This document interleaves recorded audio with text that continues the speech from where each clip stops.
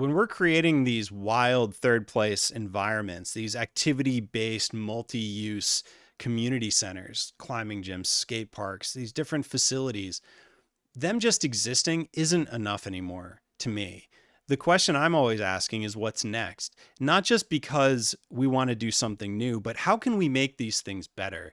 And that's really so much of what I focus on with clients is the subtlety and the nuance and the intricacy of like what it really means to make this next generation of these things, because they've gone from being these things that we were just happy if we had one in our town to multi-generational Olympic sport training facilities. It's very different. And so for me coming at this as an architect, it's really about like, how can we inject some degree of criticism that I was inundated with as a student and in practice? How can we take some of that and put it into the work that I do now with clients, with vendors all over the world, really doing all these types of facilities? How can we inject critical thinking into them to try to see what's next and try to create the next facilities? People have been theorizing on architecture and buildings for thousands of years. Having shelter is one of the most fundamental things that we need as humans, not living out in the woods. And so to be able to create better third place projects, climbing gyms, skate parks, these mixed use facilities that are truly at their best, inspiring and life-changing environments, we have to be able to have critical conversations about the things we like, the things we don't like, the things we can do better, both as sort of industries and the people creating these things, as well as just trying to look at them from a theoretical point of view. Like, what is it that we can do better? And what are we really trying to do in the first place? And I'm coming at this from a background of spending a lot of time teaching. I taught design studios and other college and graduate level courses in architecture and construction for almost 12 years. And so the idea of how do you have a design conversation or a conversation that is critical, meaning you're pointing out things that could be better without making it personal. To me, it has to do with what is the intent and what is the result we're seeing on paper. You don't need to tell me I drew a circle. I can see that on the paper. I can see that on the building.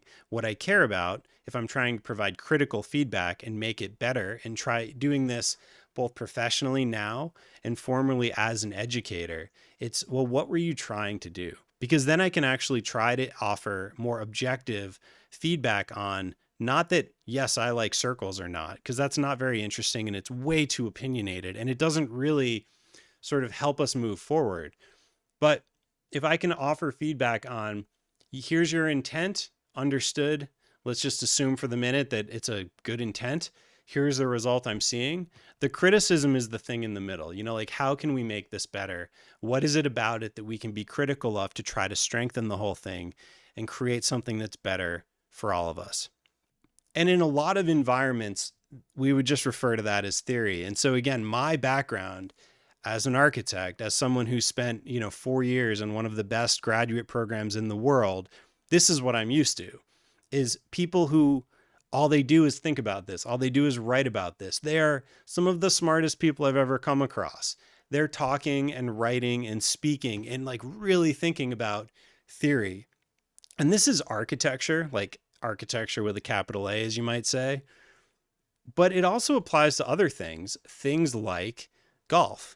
So there are plenty of people who theorize on golf courses and talk about it, whether it's a contemporary like Tom Doak or people writing about it back in the 1800s and before about golf course architecture. And regardless of what you think about golf, people are really thinking about it and how to make it better. And so their intent is like really being defined and developed, just like a sort of palate might be defined and developed in the way that we use food and ingredients and the way that we can actually create a result or facilities today based on different activities, not necessarily golf, but things that actually have an intent behind them and then a result that we can criticize. And another example of this might be Le Corbusier, who in his Villa Savoye, it looks like this sort of concrete house on the right.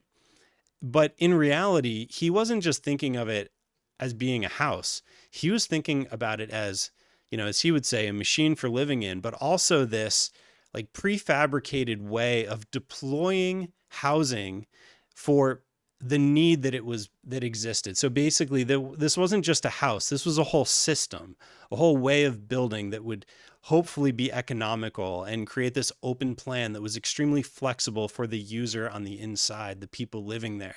So it was this whole vision of not only the building itself that's the result, but why we're even doing this in the first place. And it had everything to do with the building structure, the construction, as well as the aesthetic and the sort of other aspects that are kind of baked into it.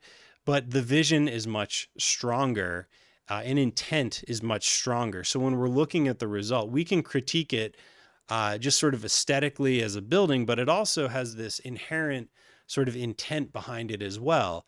And, that we can also have a much more interesting conversation about. And it's the same thing with, Dazzle ships, say, for instance. So this isn't just a ship that has a bunch of stripes on it. This is a ship that has a bunch of stripes on it so that if you're a submarine trying to blow the ship up and sink it, it's harder to see from a distance away with a periscope, back 100 years ago, which way the ship is going. Is it coming towards you? Is it going away from you? The intent was very specific. And so the intent was for survivability. And when I see things like this, the intent to me is far less specific. It's far more just about swirls or something. And that's fine. And if this is what you want, that's great. But my point is that I say that to be critical.